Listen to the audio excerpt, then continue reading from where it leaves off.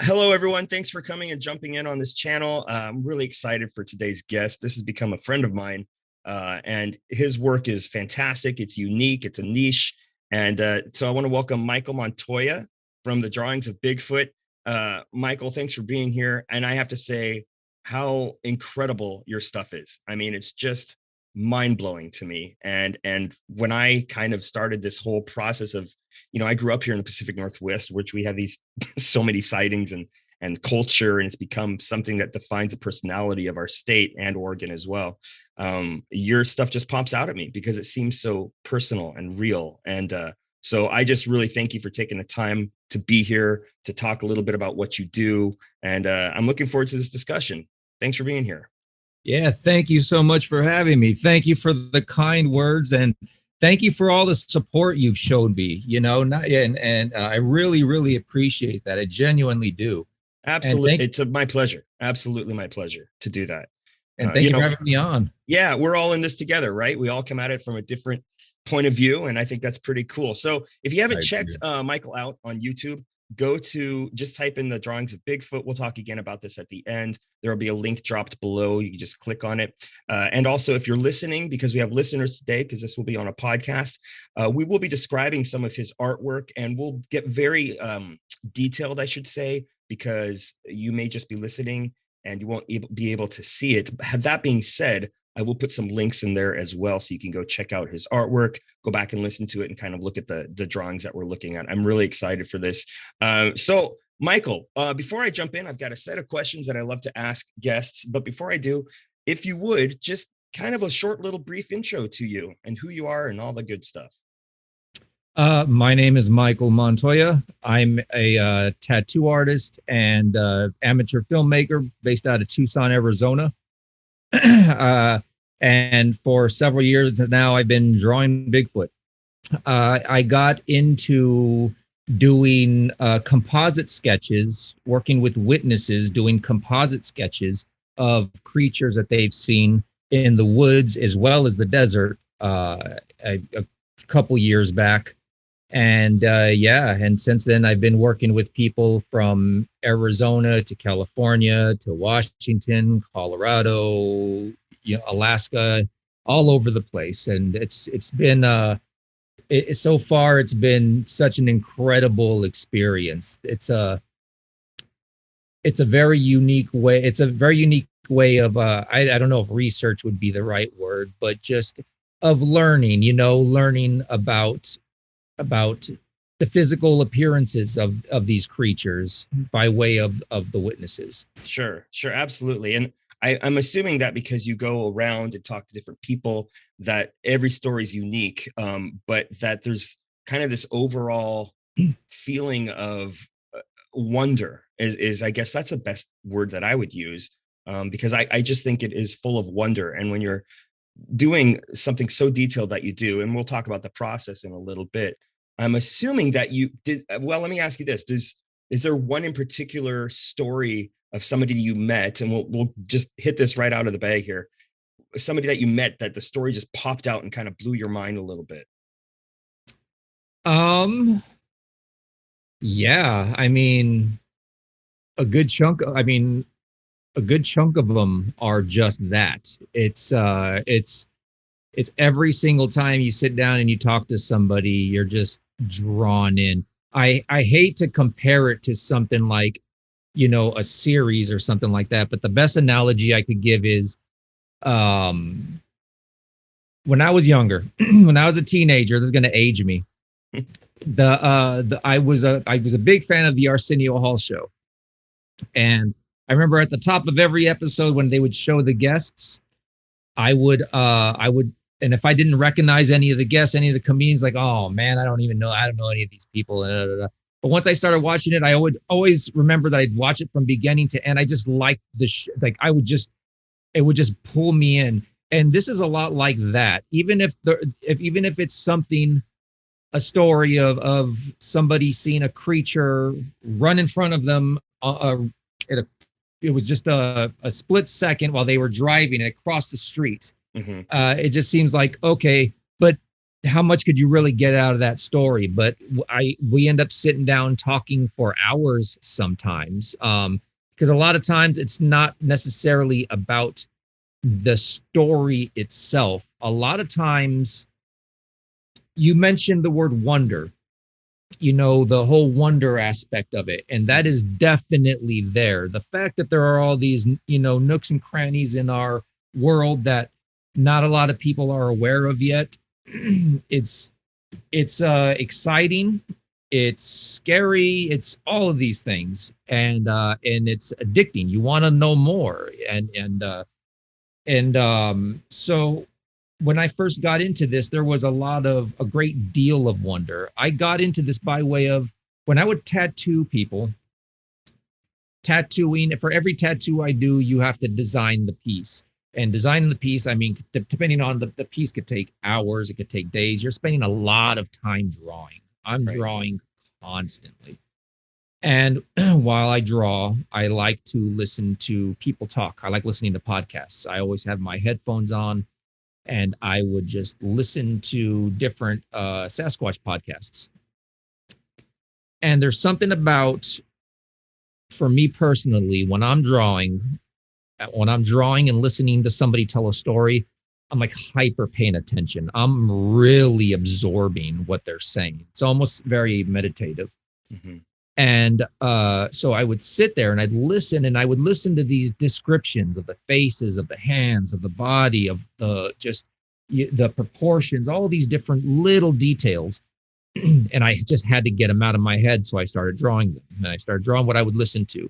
And then before not too long, I saw somebody on a Bigfoot Facebook group that I recognized as a guest on one of these podcasts that I'd listened to.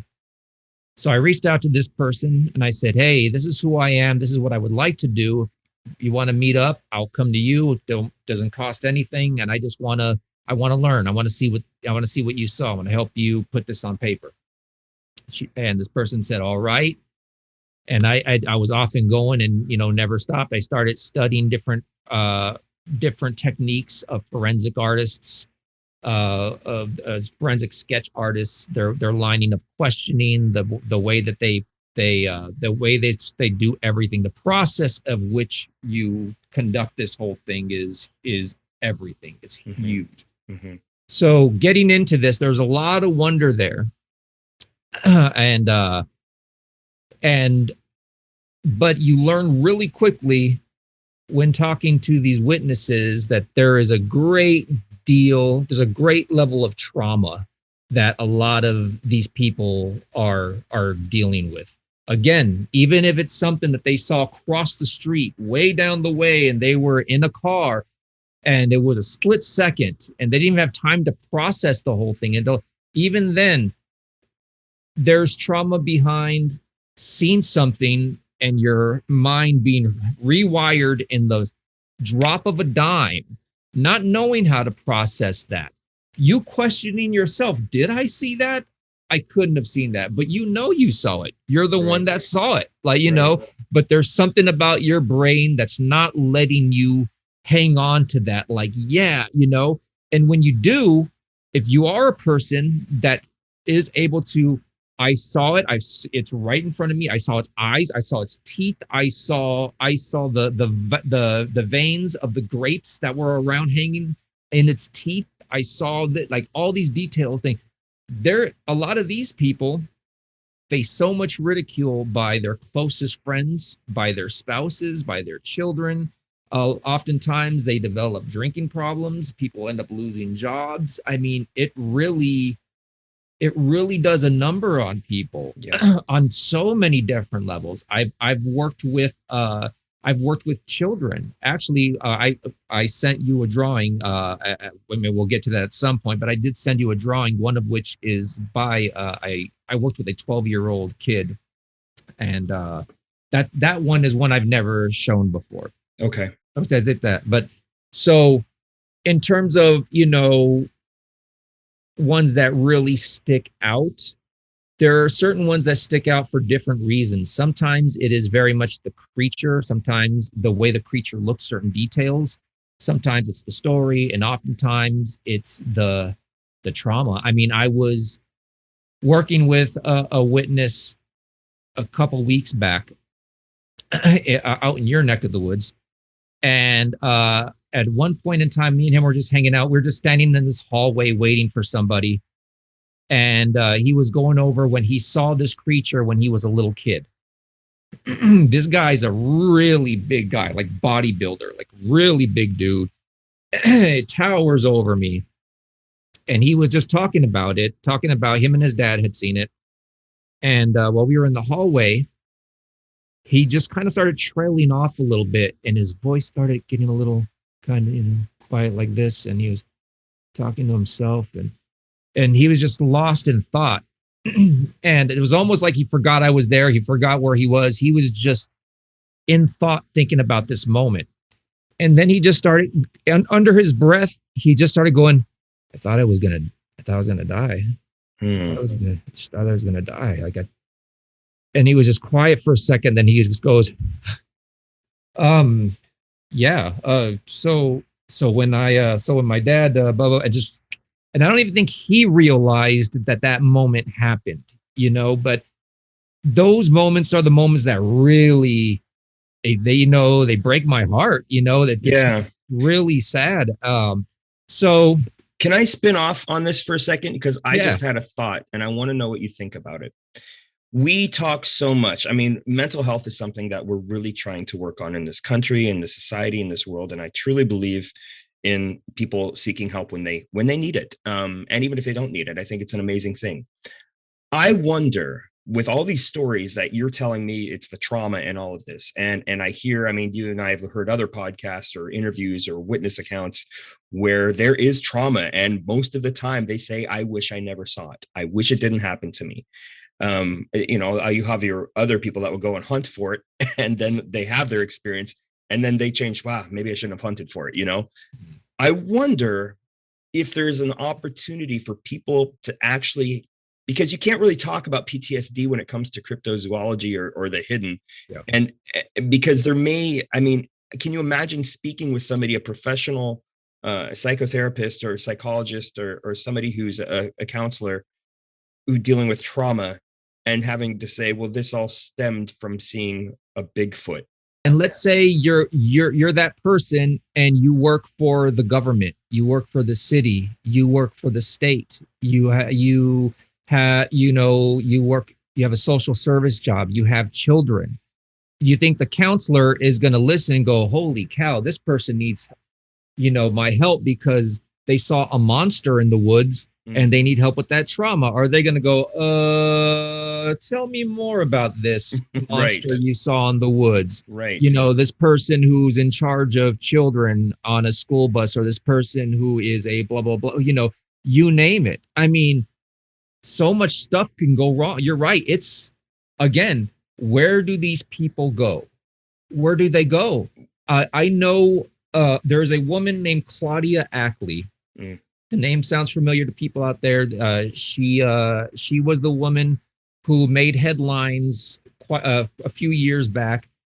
She's the woman who became famous for trying to sue the state of California over the recognition of these Sasquatch creatures after her and her daughter encountered a group of 3 on a trail in the San Bernardino Mountains. Now, this thing got traction. It was all over tons of podcasts. It was all over the news. And if you're somebody that kind of swims around the Bigfoot community, the world of Bigfoot, then you know the difference of when a video makes, gets traction throughout the community, and then there's a moment where it surpasses the community, and then all of a sudden it's like on CNN, like the surveillance. Like the surveillance photo they got in northern Arizona or something like that. They were saying, there's a lot of those little things. She was one of those ones that were on major news networks because of her intention to sue the state of California. Right. That was the headline. This woman from Crestline AZ is going to sue the state of California over the recognition of Bigfoot. Turns out when I met this woman, I met her and worked with her on a witness sketch, the whole nine. And when I met with her, it turns out that her words were kind of twisted a little bit, and that she wasn't suing the state of California to recognize the species. She was suing the state, she's suing the Department of Fish and Game for not doing an adequate investigation into what she'd seen. Because she called the authorities, the Department of Fish and Game showed up, and they started telling her that it was a bear. She told it wasn't. I'm going to summarize her story here, which probably always does more damage than good. But she, if you want to look up her story, it is fascinating. She has told it time and time again. Claudia Ackley, Bigfoot encounter, you'll find it. But she, the fish and game person, well, she said it wasn't a bear. She said it looked. She got a well. Sorry, I have to keep adding in order to make sense. But her daughter that was with her got a Snapchat video of the creature 30 feet up a tree. Now, because it was a Snapchat video and because it was the evening, as it is with all Bigfoot videos and pictures, it wasn't the clearest thing you'd seen, but you could clearly see something that was, shaped like, something up there. Right. It looked brown, but she was saying it wasn't brown in real life. In real life, it was more of an orangutan orange, like an orangutan orange reddish. And that's when the Department of Fish and Game officer said to her that, we had a zoo nearby. And, years ago, an orangutan escaped from the zoo. So it could have been an orangutan you saw. It really could have. It very well could have been. In which case, that, for me, I always say that's the point where I would have said, okay, well, what the hell are we going to do about this orangutan running around these trails? Like, this isn't a point where you stop and go, oh, whew, have a nice day, officer. No problem. Orangutan in Northern California. Orangutan. Yeah. No, it's like, what the hell is that? Yeah. So it's like, no, it wasn't orangutan, but I mean, the story, the absurdity that the runaround she went through, and then she started having government vehicles following her. She started having government people from the government vehicles coming up to her house, looking in the house. Well, she has pictures and surveillance of all this stuff. Oh my gosh. Oh my gosh. And so she's traumatized. She's traumatized. Yeah. So she was suing the Department of Fish and Game for not doing an adequate investigation after finding out that there was multiple people in her whole area that have reported this kind of stuff. And she got confirmation from a sheriff out there, the whole nine. That's incredible. So she was trying to sue for not doing an adequate investigation. Right. She got thrown through the ringer, and she just got, but by both the general public and the Bigfoot community, just really put her through the ringer. Yeah. But one thing that she has been trying to do for years, and her health isn't very great right now and all this stuff. It's just a constant uphill battle for her. But one thing she's been trying to do for quite some time is she's trying to develop some sort of support group, like a close to the public or to whatever, like, I'm not sure exactly how it would be regulated, but it's somewhat, I think she was using the AA format of having people come in and being able to openly share these experiences and talk to people openly without ridicule, for the sake of what you were just saying, of being able to just release some of this. Yeah. Like I said, I've worked with children. I mean, you talk about adults. I mean, imagine a little kid seeing this, it's they may never want to go out in the woods again. And a lot of people, people that I've heard that are hunters, avid hunters, they have given up hunting. These people don't really necessarily want to go out. I was talking with a guest on another interview, and he was saying how it was interesting for him. Now, he's never had an experience, a personal experience. And I said and he's in the woods, he works in the forestry. And I said, so have you ever, when you're about to go out and you do your job and you've got to go get out in the woods, Do you ever have this feeling of trepidation? Do you ever have this feeling of being scared or nervous, like you're in danger? And it was very interesting what he said, because he said, no, I actually am at peace with it. Because when you take a description and put it into words and then put it into drawings where people can actually have a facial recognition or a spatial recognition, that is almost a healing process. So while what Claudia is doing is amazing, and I think she should do it, I think that's fantastic. And as soon as it comes out, I'm going to put that out there so people have a place to go anonymously, obviously. But you're kind of doing that. I'm just going to, for me at least, and I think for some people, you're doing that. You are humanizing something that is haunting. And when you look at depictions from like Florida or Dogman from Texas, or, those are scary pictures, and you hear the skunk ape stories in Florida where people getting pursued and chased. But I just think you should take a little bit of credit for that. And credit should be given to you for humanizing these beings. And that's, I think this is a great transition to now go look at what you've done. But that being said, thank you for that. Absolutely. That being said, I got to start with my favorite drawing of yours. And this is the first thing I saw about 7 months ago when I actually just opened up this Instagram and thought, oh, I'm just going to share some pictures. And then all of a sudden it's turned into this whole, I've done the rabbit hole thing and I keep going down rabbit holes because I'm very intrigued by it. But this is a video you put up there. It's under a minute long. Okay. It's called The Spider Drop. Okay. Before you do that, I should also include that at some point I started to elaborate on the witness sketch experience by doing these animated shorts. Yes. Yeah. Tell us about that. Yeah. These animated short films, helping the witness depict what they saw. And I work really closely with the witness on all the details, location, all that stuff. And, but sometimes I also just like to do just kind of drawing studies.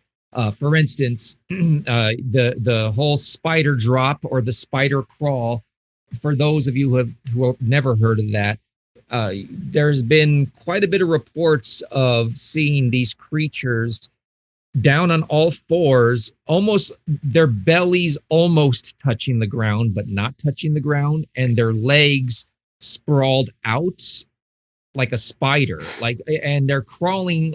And you hear different ways. You hear different ways of them going straight out. You hear of it going like just straight up and back, almost like you're just like a Superman position on the ground, but they're holding themselves with their fingertips and their toes. All these really bizarre things. But the video I think you're talking about is a little study I did. I didn't work with any witnesses on this one. I just wanted to do a study for myself, and then I just ended up turning it into a video just so I could do something with it. You hear about how limber these things are and how fluid they move. And I've heard a couple people talk about it going from a standing upright position down to this spider position with its legs fully out, like a drop of water is what I remember hearing. It was like a drop of water, just like a bloop, and it was just there. It was so fluid. So I didn't mean to cut you off, but I just wanted to kind of fill people in, Thank you for the context. And I think that's important, especially if people are just listening right now. You've described it in a way where I think even if people aren't able to see, you describe it very well. And I guarantee if you're listening right now, go check this out, because this is the thing that really woke me up. And, it's a very bizarre thing. So let me share it here and we'll have a look at it. For those of you listening at home, you could watch this on YouTube. It's called The Spider Drop.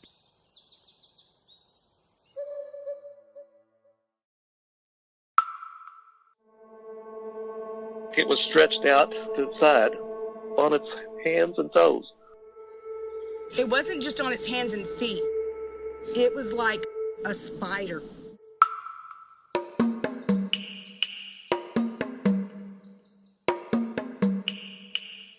He dropped down to all fours. The big one came out to the middle of the road and he just collapsed like a spider.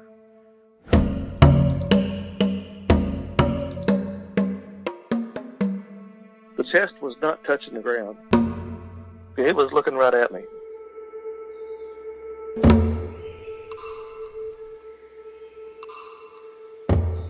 As soon as it drops down, and well, actually before that, when you have animated its eyes, it's standing like a statue. And I know you didn't animate the body at that point, but then you do the blinking of the eyes and the pupils are jet black. Now I know your drawings are in black and white, but even so, there's no white. That to me, it makes it more human, if you know what I mean. And I think that's a very powerful thing that you do with your drawings is, like I said earlier, you make these creatures, these beings more human, something that we're more accustomed to, if you will, something that feels a little more comfortable. And I know that you're not making it. I know that you're depicting exactly what you were told. Yeah. So I know you're not manipulating it. And that, I think because of that, that's what's so awesome. You know what I mean? That's what's so great. It's thank you. Yeah, the descriptions are, whoever's describing these to you, and I want to talk about the process a little bit as we go through some other drawings. Maybe you can describe when somebody meets you, what's the first thing you do and all that. So let's look at a few more drawings here. And again, you can see all of these on the drawings at bigfoot.com. Now this one I have not seen until you just sent this to me, and it has color. It has color. Yeah. So I very rarely do color. Because sometimes it's hard enough to get skin texture, to get all the specifics that to get the specifics of the hair color, because sometimes it's you have different patterns and all that stuff. But a lot of times I've worked with people who don't get a great look at the face. Sometimes they get a good strong look at the silhouette. This specific picture we're looking at right here was a sketch I did with the host of the Bigfoot Wilderness podcast. I believe it's called Bigfoot's Wilderness. Okay. The gentleman who hosts that podcast reached out to me, and we got to work together on this. And the thing that really struck me about his sighting, and the reason why I added color, was because he was the thing that he really remembered was this pattern that this creature has, the color pattern. So for those of you listening to this, it's all done in just like a black and gray tone, like most of my drawings are. But then there is an orangutan reddish orangish hair pattern that drapes over its shoulder, a little bit over its part of its chest, like its right pec, and then hits a full head. And then everything else was, he said, was either dark brown or black. And so we spent, he really recognized actually he had a picture that he took of it up there. And it was just this stump. And I actually used that picture as a reference for the silhouette because it was already there. So I used that picture as a reference. And then we spent a lot of time getting the texture, hair length, and the pattern of the hair color right. So that's what really fascinated me about this piece, was this pattern of hair, the color. Yeah. I'll talk about this as much as I can because he's somebody that wants to share this story on another podcast. So I'm on zip until, but he gave me permission to share the photo. And what I can say about it, he saw it hiding behind a log. He came to mind when you were showing after you showed the spider drop video, because you had said that I tend to humanize these things. Now, this gentleman's, and I get this quite a bit, he starts sending me pictures of my drawings from Instagram and all that stuff I've done. He goes, I just want to show you what not to do. Like, you draw these things and they look like people. This thing does not look like a person. So whatever you normally draw, you have to get that out of your head, which when I approach any drawing, I go in with, I'm blank. I don't utilize the Rolodex of eyes, ears, noses that I heard before. All that is completely out the window. So no matter what, I start with the blank slate, but a lot of times people don't really, they just go off of what they see on Instagram or on my social media. And I tend to just draw a lot of doodles, a lot of my just original stuff that's not based on anybody's sightings. Mm-hmm. And so anyways, this person in particular, he swore ape this, ape that, not human, not this, not that. But when he would describe it, he insisted, he kept referring to it as the child, as a child. He's like, and then the child, and it was a child there. It was a child. I go, so it was like a little ape. He goes, yeah, but it was more like a child. It was more like a child. And that's been a huge thing with what I do. It's a masterclass on perception. I've worked with 2 different witnesses who have seen the same creature. One swears up and down it looks like an ape. It was 100%. This was like an ape. The other person, 100%, it was like a Neanderthal man. It was very human-like. And both of them, when they both described the creatures, when they're talking about it, just the 2 of them, 3 of us were talking, they're describing 2 completely different things, And at this point, that's just when not just your general people would just go, to hell with them. Right. This is when even like people within the Bigfoot community is going to go, all right. There's nothing to see here, move on. They don't even have their story straight. But once we went through this process, the process of drawing, and I worked with them individually, they weren't with each other. We weren't, nothing like that. The end results were, they were close to identical. They were very, very similar. And one was describing the hair being one way, one was describing the hair being completely opposite. But once we got down and got into the process, it all started to take shape into what it was. And afterwards, when they both saw and they were looking at their drawings, she would look at her drawing that I did with her and go, yeah, see, like this and this. And then they vice versa. They look at each other's drawings and go, yeah, look. And then they were like, yeah, that's it. And even then, this one swore it was more of an ape. This one swore it was much more of a human. Mm-hmm. We were actually, that's happened quite a few times. I've had 2 people looking at a replica, a drawing, some kind of a digital rendering of a Neanderthal man. And they were both looking at it. And again, one was like, that's a Neanderthal. And they go, I don't think that's a Neanderthal. That's an ape. Perception, Mm-hmm. So the whole more human-like, more ape-like, there's so many variables to that. There seems to be as much diversity amongst these creatures as there is with people. If you have 2 aliens that came down from Mars and one saw Pauly Shore and the other one saw the actress who played Precious, and they both went back to Mars and started talking to everybody that they saw a human, and one's describing a human, the other's describing a human, and they're like, what? This doesn't make any sense. Okay, they're lying. Yeah. So just the diversity of their appearance is one thing.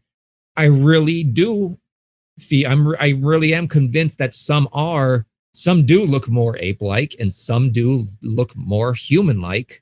Sure. And then you're also battling perception. There's always the thing of perception. Right. So it's always a really tricky thing. And that's why I really enjoy doing this type of work is you get these people that swear up and down, this was not a human. This was, they will go as far as say, this was a demon. This is a demon. They'll tell you because at a certain point, it goes past what they saw, and then it's just how they register it. Mm-hmm, mm-hmm. And then from that, you get whatever. Depends on the person. If they're a religious person, super religious person, they talk about how it's demonic and how it's this and this. If they're, more of this kind of person, then it's more about this and this. And if it's, you name it. Yeah. If they're more of a spiritual, supernatural person, then that's subscribed to what people call the woo, then, you're going to get it. They don't know what to do with this information. Nobody does. Like, what do you do with this? When people come up and ask, why aren't there clear photos of these things? Why isn't there clear video of these things? In the age of drones and the age of everybody has a small production studio in their pockets with these cell phones, with freaking HD quality. Why? The thing that sucks is a lot of these witnesses, all of these witnesses have these same questions. They want to know this too. And, they're everybody's trying to make sense of this. And it's just really hard to, but they'll go from it was a demon, it's nothing human, nothing that, and blah, blah, blah, to no, it was like a small child. The way it looked, it was like a small child. And when suddenly when I'm, doing certain things, they're making it less ape-like. And so I can't speak for them, but sometimes it feels to me, like when I've worked with people, certain individuals, a lot of their perception is also dictated by their experience, how they felt in that moment. I mean, if you're somebody who believes one thing only, and this to be true because this is what your mom and your dad, your grandpa and your grandma taught you, and the good Lord, and this and blah, blah, blah, solid foundations and pow, it's rewired in a second. How do you make sense of it? Well, I can't say my grandpa's wrong. I can't say that guy. I can't say that. Well, then it's such a shock to the system that right there immediately. I mean, who wouldn't be terrified of that? I mean, who wouldn't be terrified? I mean, that's, and he even felt that this wasn't the only one around. There's aspects to this guy's story that is so interesting. Like there's one story I heard about a man who saw one. He said he swore it was a kind of ape, up and down ape, this ape. And then and the animal, this ape, this animal, this, and realized that he started hearing things and realized he was surrounded and freaked out and started backing up. And when he had a gun with him, he had just a handheld, and he just pulled it out and he held it up into the air to show he was armed, and he was showing it holding it and showing it all over the place as he was slowly backing out. And I asked him, I said, if you saw any other animal, a bear, a cougar, anything, I said, would you have shown the gun like that? Would you have shown it? He goes, well, no, like I was crazy. He's like, no, I wouldn't do that. And I said, well, why did you show it then? He said, I just felt like they were going to know what it was. And then all of a sudden he starts talking, it's not animal. It's not this. It was different. The way it looked at him, the way, and he could be right. He could be right and he could be wrong. These could be animals. They could be aliens. They could be, they could be the missing link. Who knows? That's right.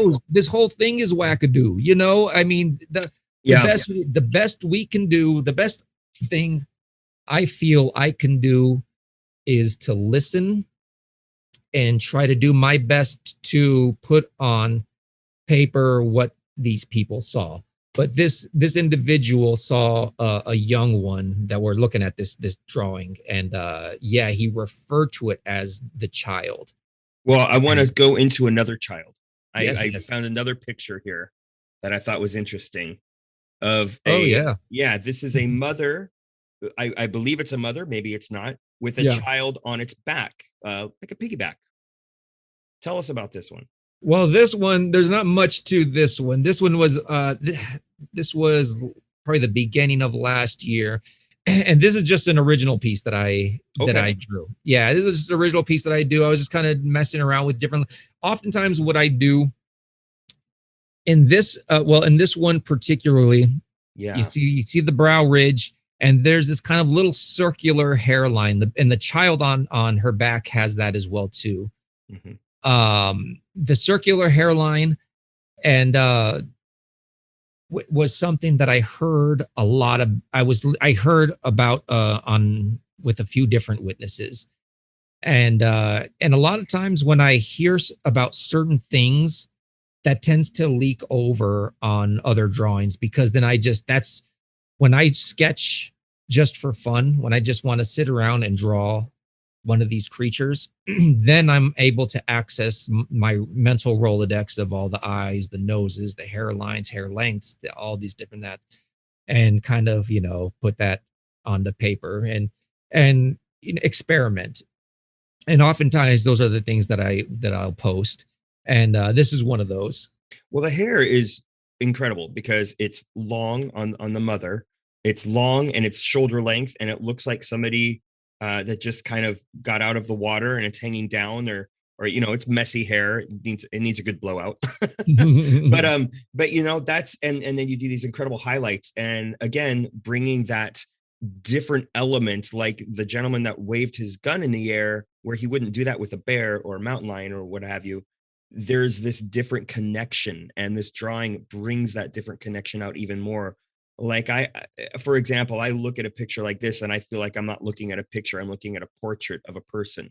And I think that's, in action, but it's these eyes, man. I think with your drawings, for me, it's the eyes. It's always the eyes that get me. And then eyes and the nose and the brow, that just the upper facial area. Incredible. Incredible. Thank you. This picture here, this to me, so when I first looked at this, I thought of a juvenile, and I may be wrong, but that's what I thought of. I thought of like a teenager when I looked at this. Yeah, that's what it was perceived to be. Okay. So this is an interesting one. This is one of the kids I worked with. Oh, okay. So yeah. The person who saw this picture here was 12 years old. At 11, I think she was 11 at the time. And I think when I worked with her, she was 12, almost 13. So I worked with her, less than a year of it happened, or about around a year of her, encounter. So the way that this happened was I was supposed to be working with her parent who was there. And this kid wanted nothing to do with this. Terrified, doesn't find this fascinating at all. She saw it just like this from, I think it was probably about 10 feet in front of her. And was this one right here with an even younger one following it. And she really couldn't tell if it was a boy or a girl. But she said that it was smaller because they saw another one. There was also a male, an alpha male with them as well, with them that they later noticed as well. And, so compared to that one, this one was smaller. And she even said, even then it was like your size. It was like a little bigger than you as far as height. And I'm 5'11". Okay. And then there was another one following behind it. And it just walked right in front of her, crossed paths, and walked, down this little trail into the brush. And she said the whole time it was doing that, it was looking at her the whole time. Even when it was walking down a hill away from her, it was still looking back over its shoulder at her, not looking where it was going. And she said it wasn't running into any trees or anything. It was just going. And the little one following behind it, said the whole time would just look down at the back of the feet of the other one, of the one that's on the screen here, the one that we drew here. So when I went to work with this kid's parent, the kid wasn't even supposed to be there, but ended up showing up because of some scheduling on their part, on their end. And the parent said that there's a good chance this kid, may not want to talk to me, may not hear about it, but, they know that I draw. This kid likes to draw. I'm very fascinated by just who I am and all this stuff.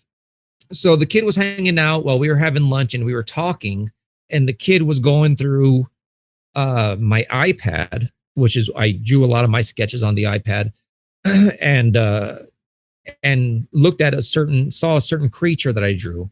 And she started looking at it, and I said, "Does that look familiar?" She said, "Yeah." She said, "Only the mouth was wider, and this was a little this and this," and started, and I started just adjusting it right there. And she's like, "Yeah." And so she started sculpting it, and I stopped and I said, "If you wanted to do one of these, we could start from scratch. And if you want to do one of these drawings the way, her parent, we can do that. Just, let your parents know and whatever." And she's like, oh, what? Okay. That night, her parent came down and was like, she wants to talk to you. She wants to do this. She wants to do this. So we sat down and we did this whole witness sketch. She said that she's like, I don't really remember that much. But man, once we got going, she was getting in the position of how the posture it would make when it was looking at her, all that stuff. But this one was really interesting because, and I've heard this only 2 times, once with this and another one in the Washington area. She got a really good look at the ears. This one had bigger ears that kind of stuck out a little bit. And she said that this one, it looked like a juvenile and that it had peach fuzz. It had peach fuzz all over its face, and that just kind of gradually blended to the hair on its head, which just stuck out everywhere. And she even went as far to say that it had peach fuzz all over its ears. And that was the only time I had heard that until working with somebody in a completely different area in Washington who spoke of peach fuzz, seeing peach fuzz all over the ears as well too.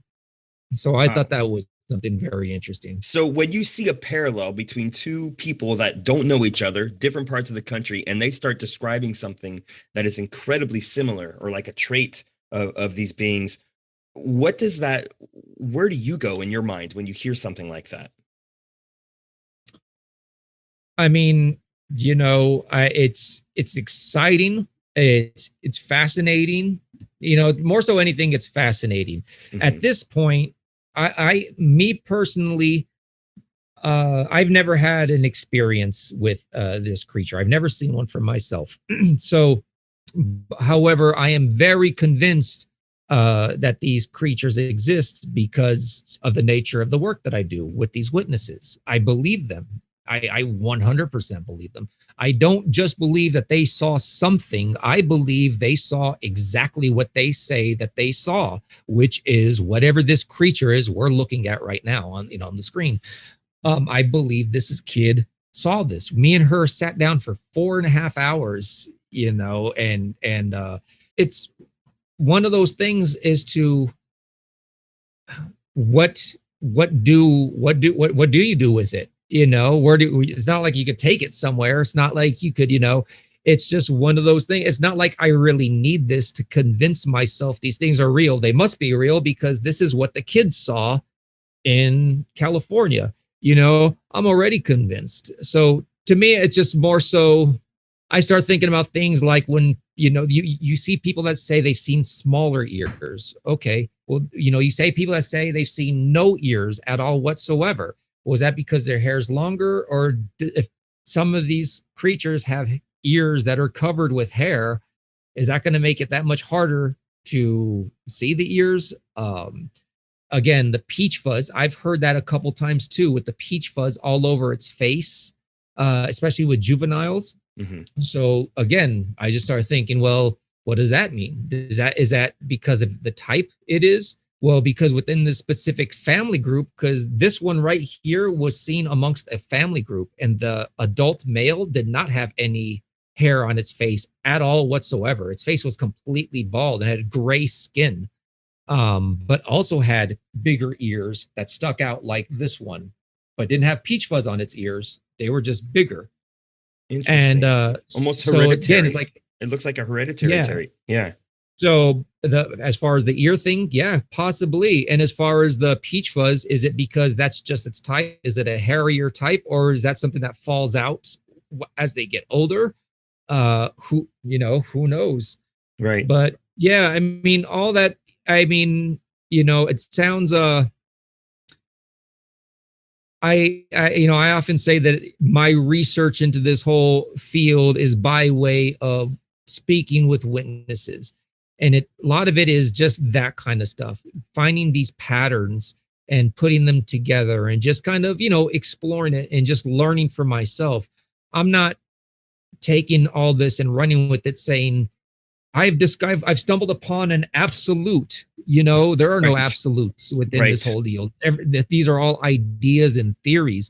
I don't even really have ideas and theories. I just have a bunch of things that just seem to sync up from witness to witness. that on accounts that happened in completely different areas, in sometimes 30 years apart.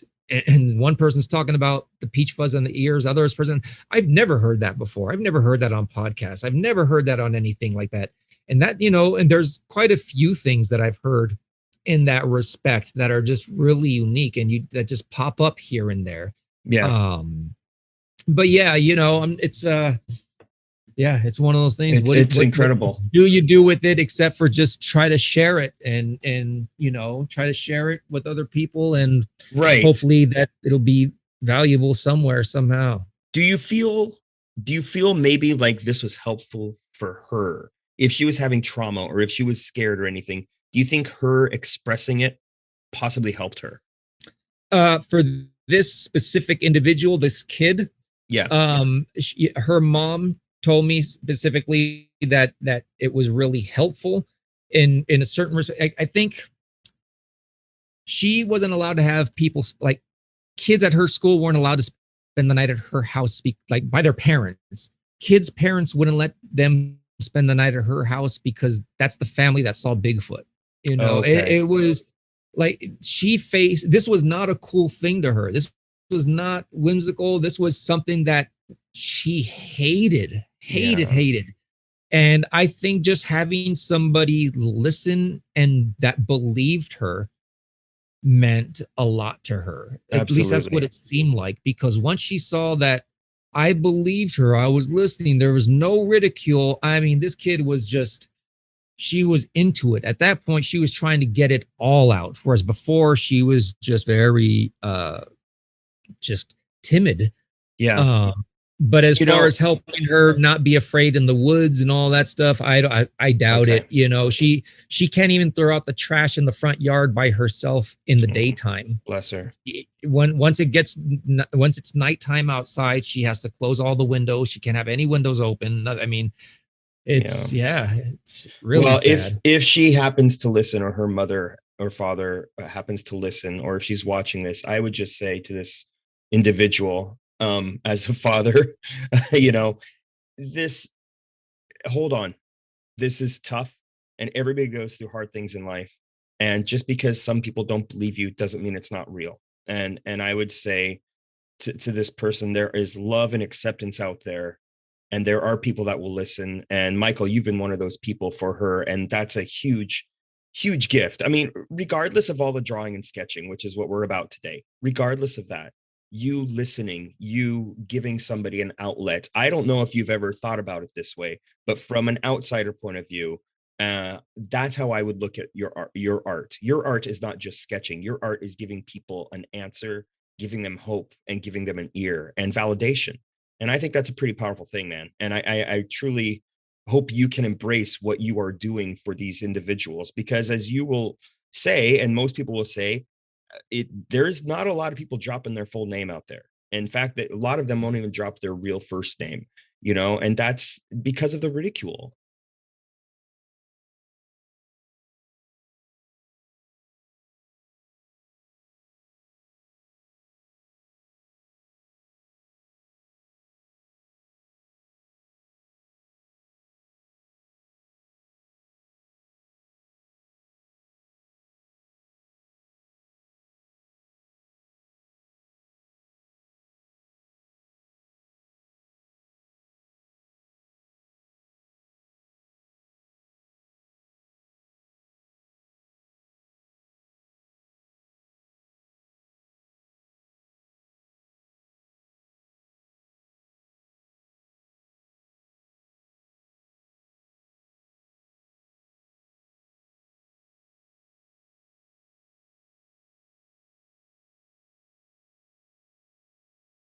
Let's look at this.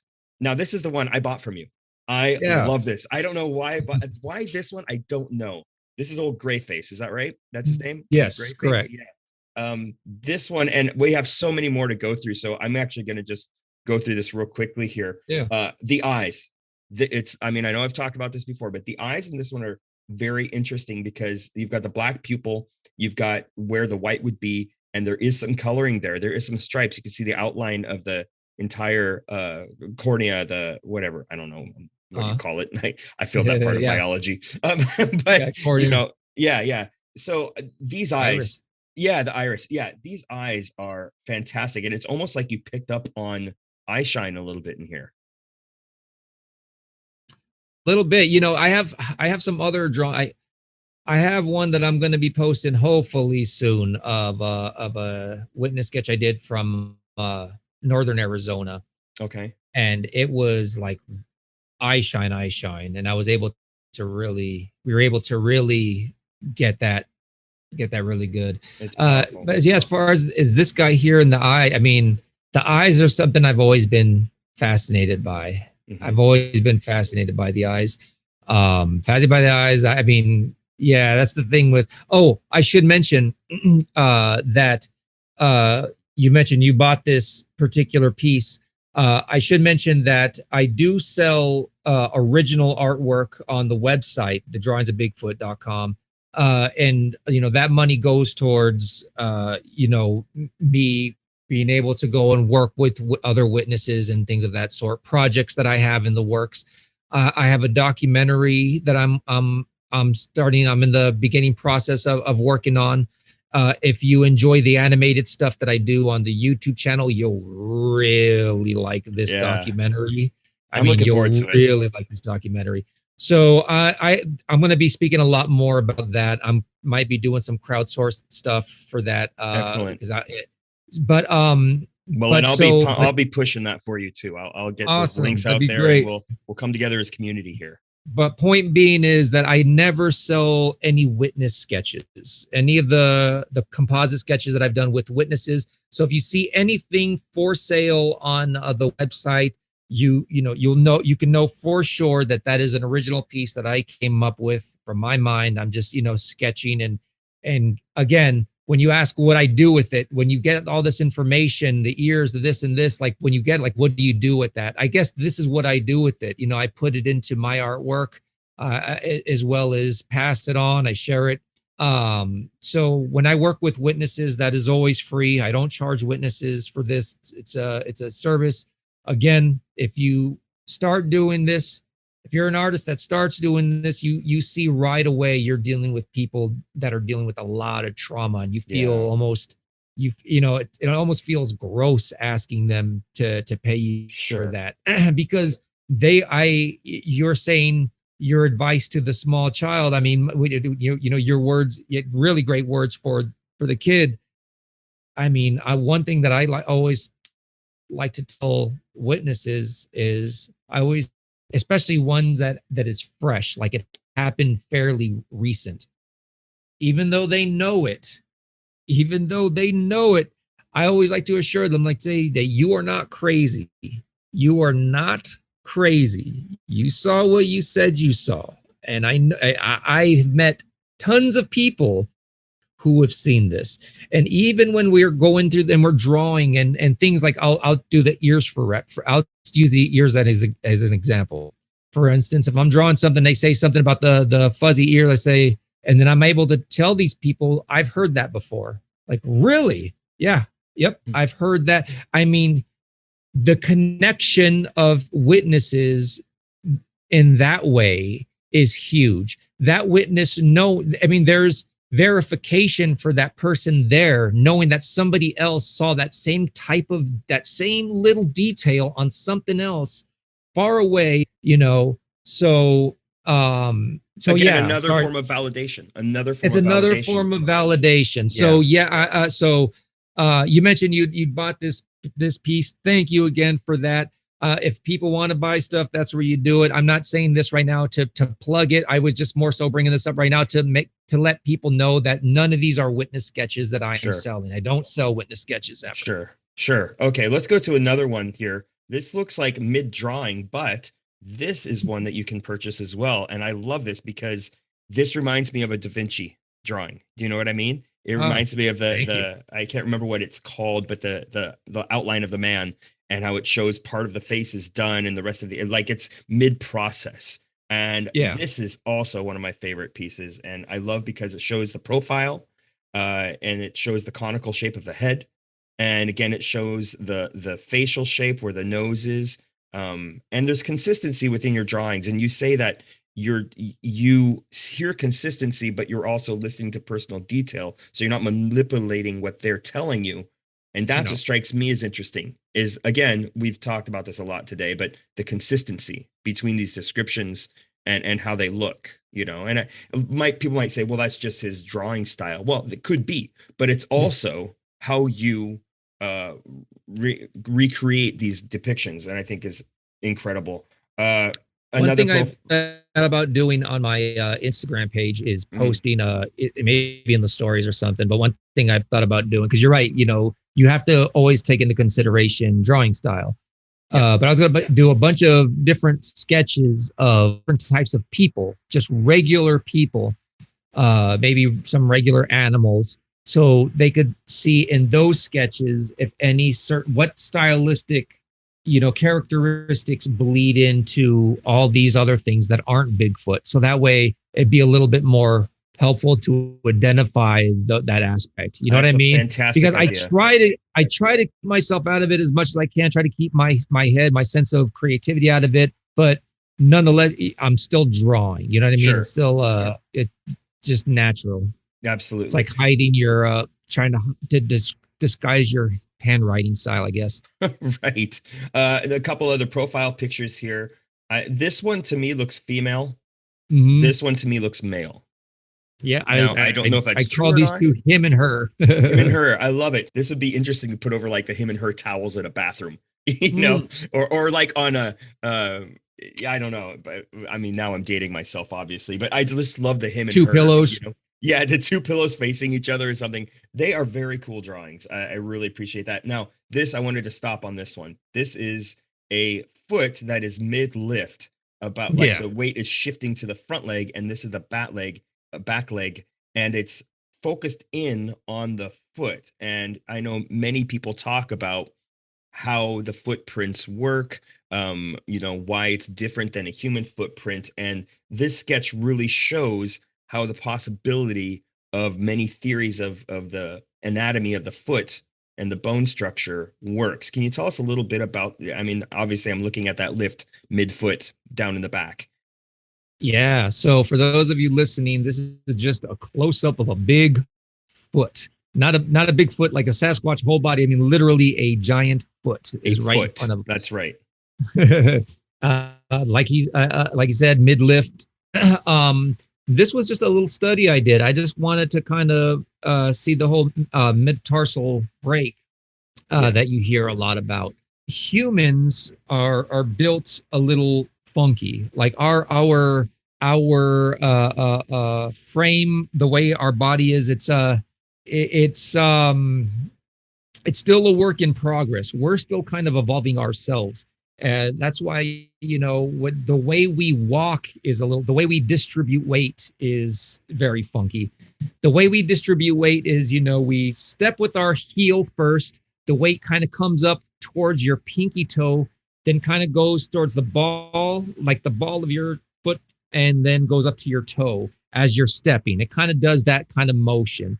But what they're noticing on with these Sasquatch footprints is that there's something called a metatarsal break, which is an extra joint in the middle of your foot. All of us have a metatarsal, and actually there are some people, it's rare, but there are actually some people that have a metatarsal break. Not to the extent that you see on in these tracks, or I've heard people talk about these things squatting down, and as they're squatted, they could see their foot bent up in half, almost like a taco, like it was just really flexible. Yeah. So there seems to be a lot of flexibility in that part of the foot, but it's very evident in a lot of tracks. So and so what a lot of people talk about. A lot of people speak of that indicating a foot that's designed specifically to be able to withhold a lot of weight, that middle support. And these things also appear to be flat-footed by way of the tracks. Right. Flat-footed creatures. and the mechanics of how they walk. I mean, that weight seems to be going straight down the middle of that foot as they're walking. It's just this perfect. I mean, apes in general, not saying that this thing is an ape, but if anything, it could be a some type of primate. I'm just guessing here. Sure. But as far as primates go, I think we're the only type of primates. Humans are the only type of primates that have back problems. The way our mechanics is just, yeah, we're still, our bodies are the mechanics of how we work. We're still evolving. Yep. Whatever these things are, they are finely tuned. They are built for the woods. They are built for this. And the foot, this aspect of the metatarsal break has always fascinated me. It's very fascinating. Absolutely. Okay, so I want to show one last thing, and then I have some questions I want to ask you, Michael. And this went incredible talking to you and hearing how you support people. But let's watch this. This is a video about, I think this is taken from a military veteran. Do you know which one it is? And, yes. Let's watch it real quickly here. When you're seeing this, it takes your mind a good 30, 40 seconds to go, what is that?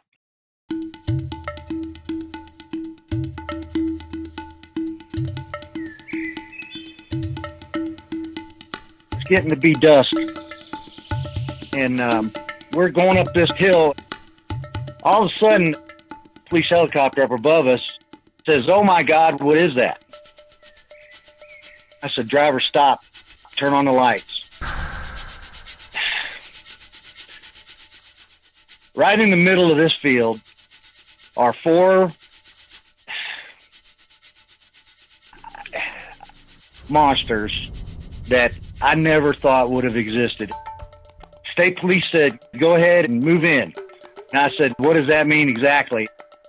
And the officer said, "Light them up, boys." And all hell broke loose.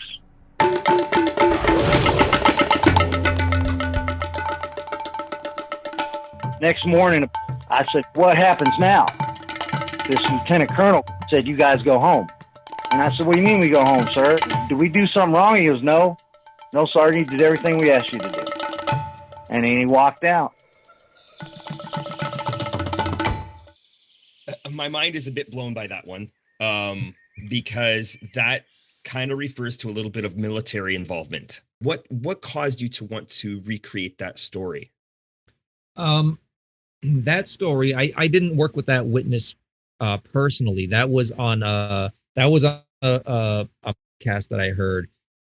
A gentleman who passed away, I don't know, it was last year or the year before. His name's Brenton Sowen. He had a podcast called Mysteries to Search, and on this podcast one time he had this guest who was, in the military, and this encounter took place in the 90s. He thought he was being sent off to Desert Storm, so he thought he was being, shipped out to war. And but when he got to the military base, they said, "You're actually not going where we said you're going. You're actually going to go work a program called Eradication somewhere in the Pacific Northwest." And Eradication is a program where they take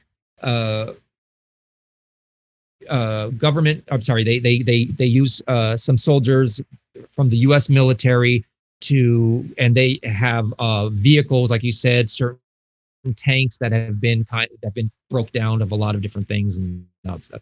Well, they go out there to help them eradicate the marijuana crops. And the reason why they have the military out there helping people do this is, especially during that time, I'm sure it's still the same way. All of the pot farmers were all these old Vietnam vets, and it was just deadly. They would have them go out there because these pot farmers would set up these intense traps. I mean, people. There are so many stories about how dangerous it is to go meddling out in the woods, specifically in the Pacific Northwest, Northern California, where a lot of these pot farmers are. I mean, they are highly armed. The places are highly trapped, protected. So they had them out there. And as they were out there, this guy was in the tank with a few people, and a helicopter, as I said in the video, a helicopter up ahead saw something. They put the light on it, and it turns out, and they said when the light hit it, these things scattered everywhere. I mean, they said it was like roaches, like they went everywhere, and except for a small group that stayed right there with this one who had its foot caught in this bear trap that was one of the traps that one of these pot farmers had set. So the one that got shot down was the alpha male that was charging this tank to protect the female.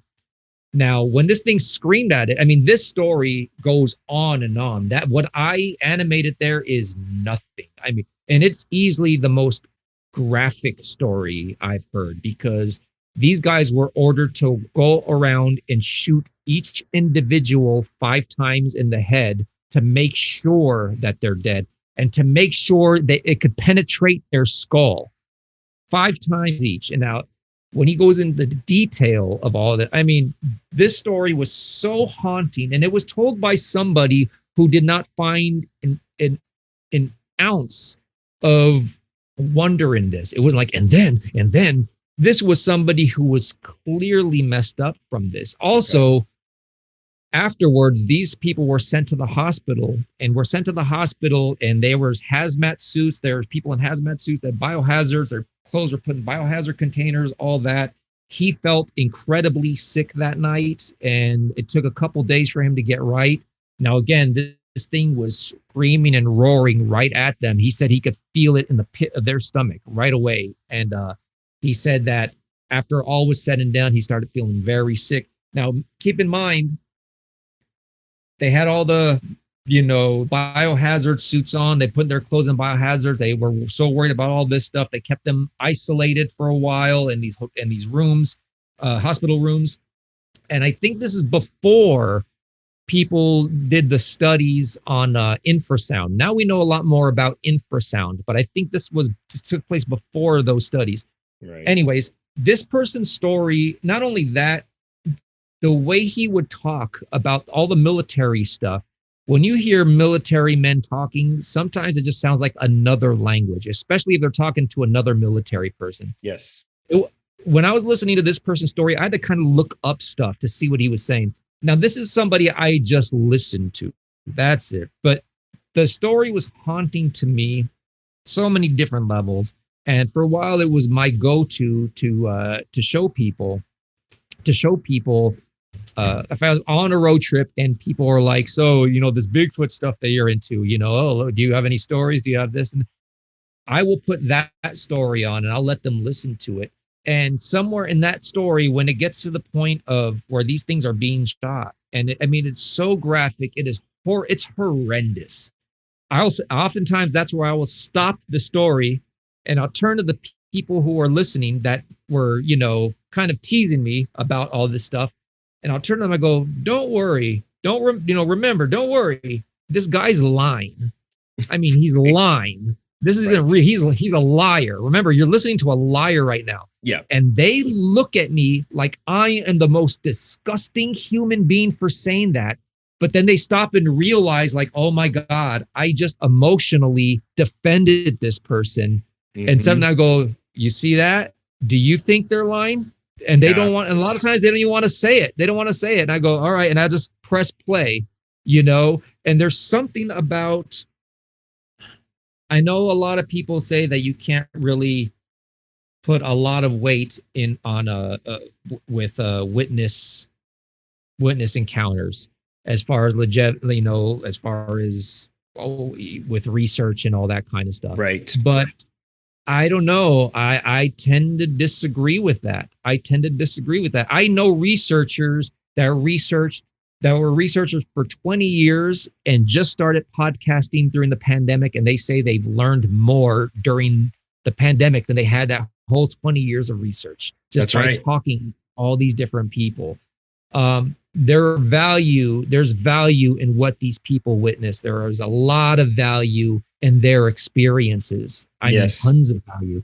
And the more we learn, the more we know that the more we learn, the less we know. You know what I mean? Yeah, It's absolutely. which is very powerful. Well, Michael, I want to jump into we're going to take a little break here and talk about talk about you, because I think when you get to know somebody, who they are and what they do and why they do it and what motivates them, it's this again. And I think you and I have talked about this endlessly today. This is not about Bigfoot. This is about human experience. This is about healing. This is about understanding that there are things we don't understand that are out there. And your muse is Bigfoot, which is amazing. I think that's fantastic. So because of that, I have some questions that I'd like to ask you for our listeners and viewers. 4 questions. 4 questions. 4 questions with Russ. All right, so I got 4 questions I want to ask you, Michael. First of all, and they're random and weird, and I think it's going to be really fun to talk about. So my first question for you is, do it. What music conjures memories for you, and why? I mean, I'm a big movie score buff, I was a kid in the 80s, a teen in the 90s. So for me, John Williams is the soundtrack of my life. So, and right now I have a 5-year-old, and he's very into, when we're in the car and all that stuff, we're listening to a lot of John Williams music. And John Williams is the individual who scored everything from E.T., Indiana Jones, Star Wars, Harry Potter, Jurassic Park, I mean, Superman. I mean, it's John Williams. So yeah, I would say John Williams music. My favorite movie of all time in the top, well, I've got about 3 or 4, but one of my favorite movies is E.T., because I was Elliot's age when that came out. See, I'm dating myself now. And I was sitting next to my grandmother in this tiny little one screen theater in this one theater town. And I remember eating Reese's Pieces. And for that Christmas, I got a Speak and Spell. Every single time that soundtrack comes on, and it's the end when he says goodbye, it's the piano. Da, da, da, da, da, da, da, da, da, da. I lose it every single time. I lose it. Yeah. My kids are like, "Oh God, Dad, here he goes again." Except for one of my kids who's like, "Man, she loses it too." But yeah, awesome. Okay, I love that. Next question. What is your speaking of movies, what is your favorite horror movie, if you have one, and why? Man, my favorite horror movie. That's a tricky one. Yeah, and if you don't like horror, that's okay. No, I do. I haven't seen a lot of like the new horror stuff. Again, a lot of my horror was, I'm a Freddy Krueger guy, way back at, I just saw that they put Nightmare on Elm Street 3, The Dream Warriors, on HBO Max, which is probably that one, and Wes Craven's new. So two movies that I'm going to give you 2 movies here. One's Bigfoot related, one's not Bigfoot related. The non-Bigfoot related one is, there's a movie called Wes Craven's New Nightmare. And Wes Craven's New Nightmare, after all, they went through all the Freddy Krueger movie. I think it was like five Freddy Krueger movie or Nightmare on Elm Street. Then there was Freddy's Dead, so 6. Then that was supposed to be like the end because Freddy is dead. Right. But then Wes Craven's New Nightmare, which is the one that came out after that, is about Freddy Krueger haunting the actors that were in the movies. So all of a sudden, the fourth wall. Yeah, it was so meta. Like but it's very well done. Very same writer director from the Scream movies. Okay, that good. As far as Bigfoot, I really enjoyed Willow Creek. I thought Willow Creek, Bobcat Goldthwait, and I thought that movie was very good, very well acted. And as far as a found footage movie, for those who don't know, a found footage movie is a style of like the Blair Witch Project. There's a bunch of them. Yeah. Yeah, this footage was found in the middle of the woods. Cloverfield. Nobody knows. Blah, blah. So we're going to review this footage of real stuff. Right. Type of thing, Only now with a lot of found footage, Blair Witch. I remember when Blair Witch came out, people thought that was real for a while. Like they had to like assure people, like those kids, these people are alive and well. Don't worry about it. But they thought it was real because it was shot in a way that seemed like it could have been real.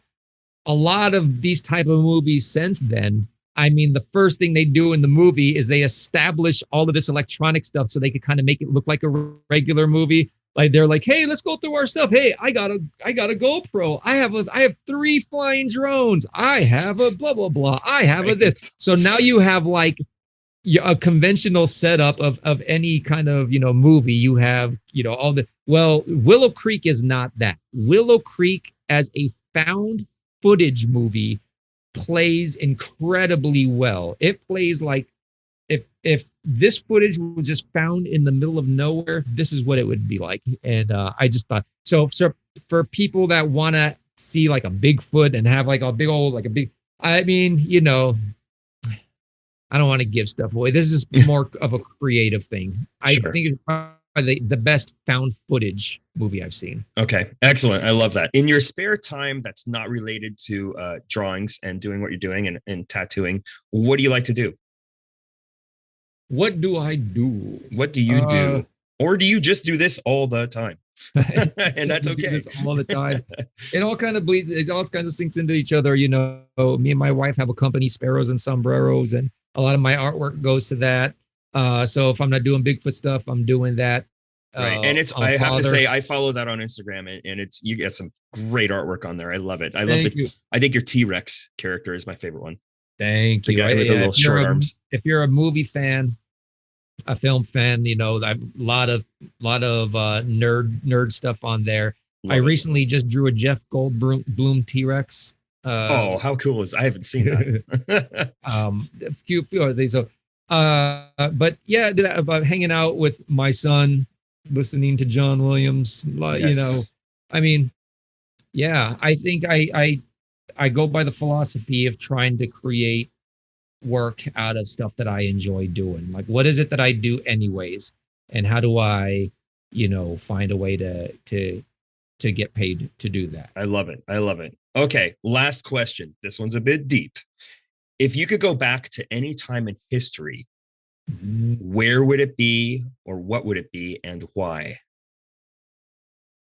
Any time in history, as a true Bigfooter, Bigfoot enthusiast would say, I'd probably go back, to Bob and Roger on their Willow Creek expeditions. Say, hey guys, you don't know me, but I want to join you. Can I come? I don't need to get paid. I don't want in on any back end of this documentary you guys are filming. I just want to help you guys for free. And I just want to tag along. Yeah, I will have to say this. Other than that, I mean, it's right. Sounds horrible. I could probably go back and witness the birth of Christ, but part of me is like, it'd be pretty awesome to go back and the whole Patty thing. But think about that. It's such a controversial film that to be able to witness what that whole thing was about in first person. I mean, sure, there's a lot of controversial things. I mean, you could talk about, that film has taken on a life of its own. Yeah. I mean, it's almost like beyond Bigfoot. It's almost beyond Bigfoot. But the thing that's crazy is that people look at this and hang on to it as if this is proven to be a hoax, that means that Bigfoot is a hoax. There is such a tie to this for people. It is like you could, you say it's fake. Those are fighting words for people. People get very, very angry with you. To question that is to question Bigfoot.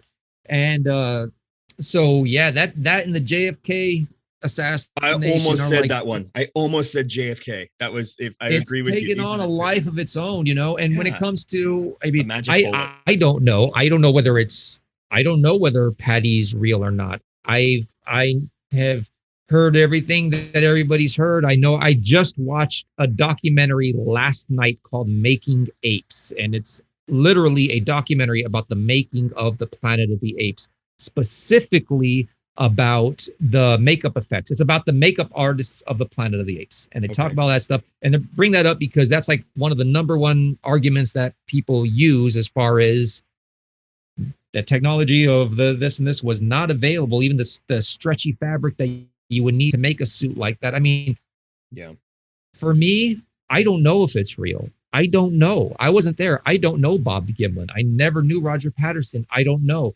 It's damn interesting. And let me tell you what, if by some chance it comes out definitively that this is fake, you know, it for some reason, like it's out there, it's proof it is fake, I would be way more shocked that this film is fake than I would be if it came out definitive proof that this thing is real. If it came out definitive proof that this thing was real, I would be like, yeah, okay, right on. That makes sense. Right on. Hell yeah, Bob. That's like, yo, man. But if it came out was fake, I'd be like, where are you getting this? Like, I'm going to need some, show me, you know, because I'd be way more surprised if it were fake. Well, I'm going to go out on a limb here. I have met Bob. And I met him, and I think you and I have talked about this, and it wasn't at a Squatch Fest or what have you. Those are all over the place. This was me in the woods with 4 other people. One of them was Bob, and I remember being a kid, and my mother's mom, she had a book. And I was this little guy in her basement, and she was up on Fidalgo Island, which is a place in the San Juan Islands up here. Very dark wilderness, very dark. And it was a scary cabin, but I loved it. Bald eagles landing on the deck.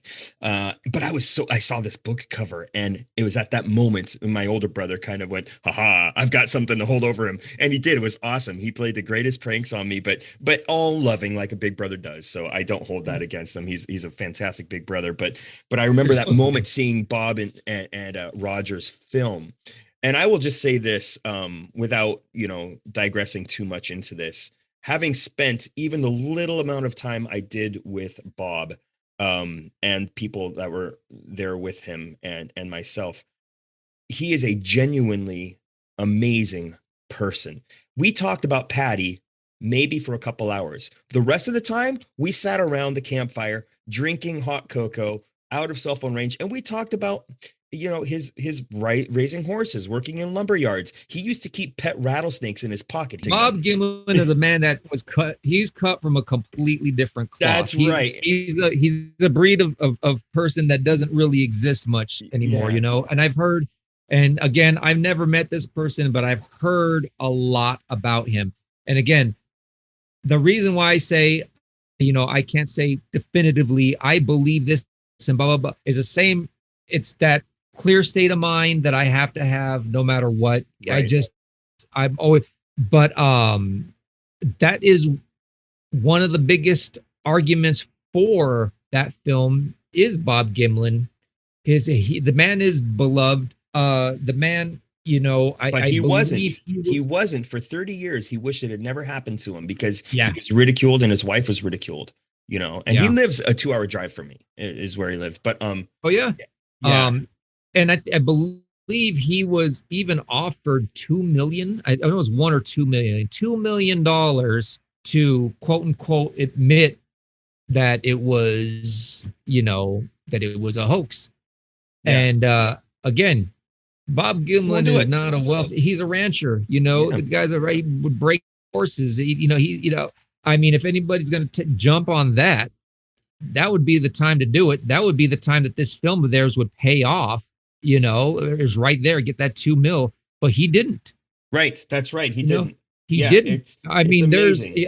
Again, like I said, I don't know because I wasn't there. And if I had the DeLorean, that is probably where I would go to tag along with those two.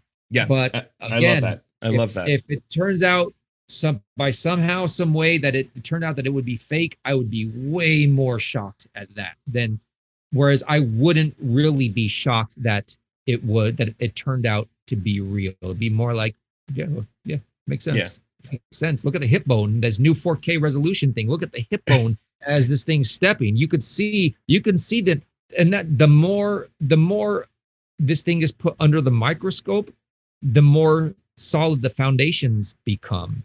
It's not like the deeper and deeper you look into this, the more and more it's looking like it's fake. it's like the more and more you tend to look into this, there's more and more there to support that this thing is really what they're saying it is. So what do you think they are? What do you think Bigfoot is? I can't answer that, but some people can. And I want to give you the opportunity if you wanted to try.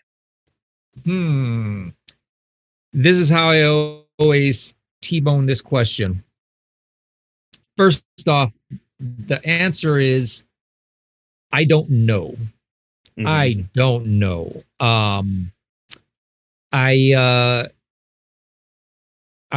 often talk about when it comes to these creatures, I feel like a cat trying to understand the way the internet works. Mm-hmm. I'm looking. It's like I see this little mouse on the screen, right?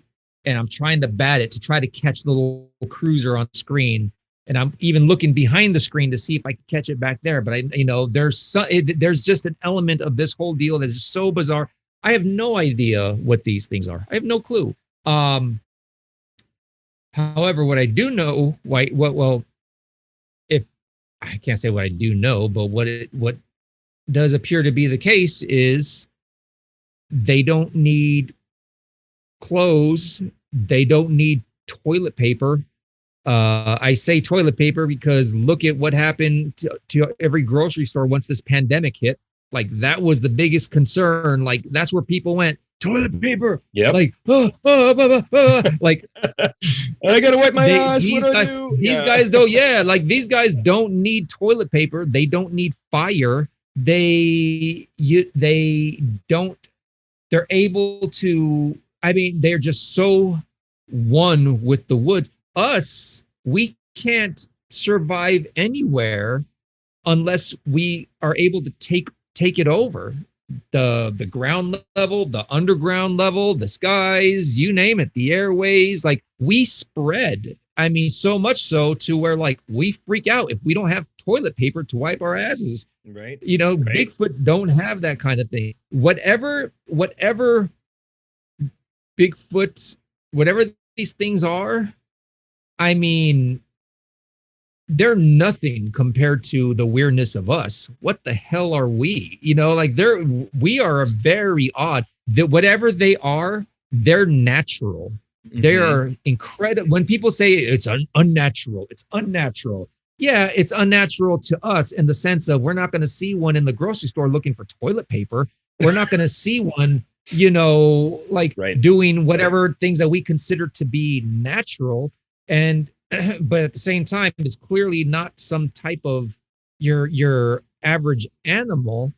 So you know, but so yeah, so when people talk about this thing being like it was just unnatural, it was unnatural. Well, yeah, to us, because I'm one of these people, and I might get a lot of hate for this, but I feel like we're the most unnatural species on this whole planet. Like in as far as this whole planet goes, we are bizarre. We Absolutely. In our I agree cars with you. And our little airplanes with our clothes, funny little hats, these different things. It's like, I mean, we have reality shows to see who could survive in the wilderness. And it's impossible. Yeah. It's it's just, we are so bizarre. To me, whatever these Sasquatch creatures are, they're natural. They're natural, and they seem to belong here, and they seem to be able to occupy different nooks and crannies of this world that we just don't even know of. Yeah. Right. I love that. So to me, the bigger question is like, what the hell are like, let's look at the people in the mirror and kind of start there and go, yo, what's going on here? We need to get a grasp of who we are, because our place in life is all manufactured. It's synthetic, everything. You know, we're having a conversation over the computer like the Jetsons, for Christ's sake. So whatever these are, I mean, they are at home here. They are at home, as are we, but we just don't seem to be as natural or coincide with the earth as naturally as they do. You know what I mean? I think we're the weird apes on the planet. We're the weirdest apes on the planet. So that leads me to my very last question I want to ask you today. Do you think we should have hard proof and evidence of these beings, or should we leave it as a cryptid, undiscovered or unknown as it is now? Or do you wish there were less sightings and accounts? Coming from the position of, my position, working with the people I've worked with, doing what I do,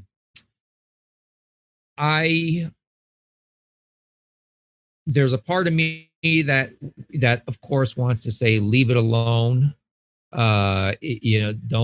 It doesn't need us. It doesn't need us to survive. It doesn't need our help. Nothing like that. It's just well without our interference. Why bother them? Why get one? And, who knows what they're going to end up doing with it, sticking it in some kind of facility, zoos, whatever you name it, all that horrible stuff. But then there's another part of me that thinks about the people I talked about that have lost jobs, lost spouses, lost family, lost everything because they saw something and nobody believed them. Like, people lose their lives over this stuff. They lose their sanity. They lose so much. They lose everything. And what that would mean to people for this to be able to come out. Suddenly, the person that everybody is talking about at the water cooler pointing like this, suddenly everybody at the water cooler is like, come over here, tell us. Suddenly they would want to know, I just think about these type of people, the kids I worked with, what it would mean for them to have grown-ups. Maybe at that point there would be support groups for people, So for me, I understand, wanting to leave it alone. It's nature. There's something that's beautiful about it being untouched. There's something very romantic about the mystery of the whole thing, but it's very romantic to me specifically because I've never had one right in front of me, almost making me piss my pants. Right. It's one of those things where you're like, well, if I was in this situation and and this is what I would do, and I would do this, and I do this, and I do my parkour flips and other. It's like, man, these people just shut down, and these are real. I mean, a lot of these are these hunters and these very macho types, and that aren't really afraid of anything, and it just does something to people. And for it to be acknowledged somehow, even if they were to acknowledge it, I don't think people are going to be able to go out there and catch one. Still, I don't think it's going to happen. Right, it's like, good luck. Like they do great protecting themselves. But yeah, that's where my mind goes. I would hate to see it come to light for the sake of the creatures, but I would love to see it come to light for the sake of the witnesses. Interesting perspective, and that's really well thought through. I love that. I think that's a great place to leave it today, Michael. I can't thank you enough, not just for coming on and for the friendship we've built over the last few months and such, but just your respect for other people. And I think you have touched on it, and I've touched on it. In this quote unquote Bigfoot community, there is a lot of quote unquote experts, who is an expert? What makes someone an expert? And I don't think there will ever be an answer to that. But in the meantime, what we can do is validate people and make them feel like they are worthy, make them feel that they are supported, make them feel like they're not crazy, regardless if we agree or believe or anything. It doesn't matter. Let's get past this point where we can start making people feel good about themselves. I think that's huge. I hope that what Claudia does, I hope if she is in fact setting something up like that, I think it would be incredible. Just a place to talk anonymously, and I think that's powerful. So, Michael, where can people learn all about you, get some of your artwork, and check you out and learn more about you? Drawingsofbigfoot.com, as well as the Drawings of Bigfoot on Instagram, as well as YouTube, the Drawings of Bigfoot. Yeah. Excellent. And And I would suggest everybody go there right now. There will be links down here in the comments as well, and I'll put them also on the podcast here. And again, if you're listening right now and you were not able to tune in to see the YouTube episode of this or the video, please do, because watching Michael explain what we're looking at adds a whole nother dimension So don't forget to tune in wherever you do get your podcast. Something Cryptid This Way Comes is my podcast from Old Mountain Media, and I kind of paint with words. Michael paints with drawings, and I think we just need to all paint the world, and I think that's, an opportunity for people to get in and experience stuff. So Michael, thanks again. I can't tell you how much it means to me, and I'm really glad that we're keeping this conversation going, and I have a feeling we're going to keep talking after I stop recording here. So thanks again, and such a pleasure to talk to you. Yeah, thank you. Have me back anytime. I'm always I love it. All right, take care.